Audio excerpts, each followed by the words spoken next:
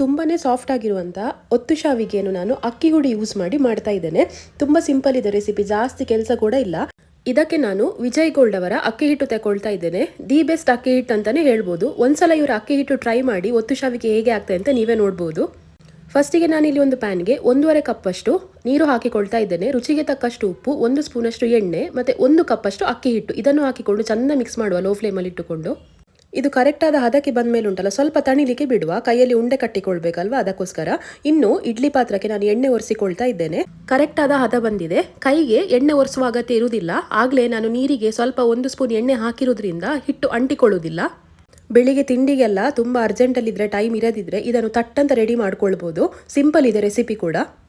ಅಳತೆ ನಾನು ಆಗಲೇ ಹೇಳಿದಾಗೆ ನೀವು 1 ಕಪ್ ಅಕ್ಕಿ ಹಿಟ್ಟು ತಗೊಂಡ್ರೆ ಅದಕ್ಕೆ 1.5 ಗ್ಲಾಸಷ್ಟು ನೀರು ಹಾಕಿಕೊಳ್ಬೇಕು. ಆಗಲೇ ನಿಮಗೆ ಹದ ಕರೆಕ್ಟಾಗಿ ಬರ್ತದೆ. ಜಾಸ್ತಿ ನೀರು ಕೂಡ ಆಗಬಾರ್ದಿದು. ಇನ್ನಿದನ್ನು ಬೇಯಿಸ್ಲಿಕ್ಕೆ ಇಟ್ಟುಕೊಳ್ಳೋದು. ಖಾಲಿ ಒಂದು ಅರ್ಧ ಗಂಟೆ ಬೆಂದರೆ ಸಾಕಾಗ್ತದೆ. ಇದಕ್ಕೆ ಬೆಸ್ಟ್ ಕಾಂಬಿನೇಷನ್ ಅಂತ ನಮ್ಮ ಸೈಡೆಲ್ಲ ಕಾಯಿ ಹಾಲು ಮಾಡಿ ತಿಂತೇವೆ. ಎಂತ ಇಲ್ಲ, ಕಾಯಿ ಹಾಲು ತೆಗೆದು ಅದಕ್ಕೆ ಸ್ವಲ್ಪ ಬೆಲ್ಲ ಹಾಕಿ ಬಾಳೆಹಣ್ಣು ಕಟ್ ಮಾಡಿ ಹಾಕಿ ರಸಾಯನದಾಗಿ ತಿಂತೇವೆ.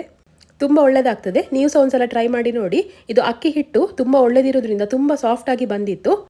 ರೆಸಿಪಿ ಸೇವ್ ಮಾಡ್ಕೊಳ್ಳಿ ಆಯಿತಾ, ಮರಿಬೇಡಿ.